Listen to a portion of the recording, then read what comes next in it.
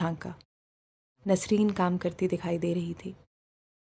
نسرین، کل میرے پورشن میں کوئی آیا تھا؟ نہیں باجی، کوثر تو چھٹی پہ ہے 2 دن سے۔ اس نے صفائی والی لڑکی کا نام لیا۔ کرشمالا پورچ کی طرف بڑھ گئی، البتہ اس کی سوچتی نظروں نے گیٹ اور لان کا جائزہ ضرور لیا تھا۔ کون تھا جو اس کی غیر موجودگی میں اس کے پورشن میں آتا تھا؟ بلکہ نہیں، اسے ابھی اس بارے میں نہیں سوچنا تھا۔ اسے آج ظہیر کو اپنے نئے بزنس پلان کی پریزنٹیشن دینی تھی۔ اسے اپنی توانائی برقرار رکھنی تھی۔ ظہیر اس کا کلاس فیلو تھا۔ دونوں نے لاہور میں ایک ساتھ گریجویٹ کیا تھا۔ پھر ظہیر اسلام آباد واپس آ گیا۔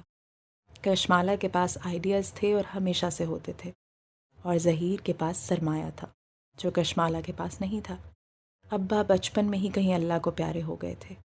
سعودیہ میں جاب کرتے تھے، بچوں سے تعلق نہ ہونے کے برابر تھا۔ 4 میں ان کی زمینیں اور باغ تھے۔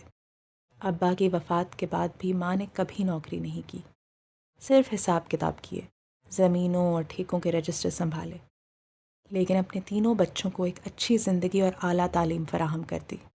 ماہی آرکیٹیکٹ تھی، موئی ڈاکٹر بن چکا تھا، اور کرشمالا کو ہمیشہ سے اپنا کام کرنے کا شوق تھا۔ لیکن 5 سال پہلے جب اس نے اپنا کام شروع کرنے کا سوچا تو اس کے پاس سرمایہ نہیں تھا۔ ان دنوں ماں کو بھی مہابینا ماہی کی شادی کرنی تھی۔ گو کہ ماہی اس سے چھوٹی تھی، لیکن اس کی عباد سے منگنی برسوں سے طے تھی۔ عباد ان کی سگی خالہ کا بیٹا تھا۔ کرشمالا ان حالات میں ماں پہ بوجھ نہیں ڈال سکتی تھی، سو اس کو ظہیر کی انویسٹمنٹ کی ضرورت تھی۔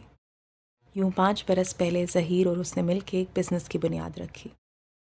ظہیر کی انویسٹمنٹ اور مالا کے آئیڈیاز اور محنت، اس وقت جو ناممکن لگتا تھا وہ 5 برس بعد شہر کے معروف اور ایلیٹ ریسٹورانٹس میں شمار ہونے لگا۔ اوشن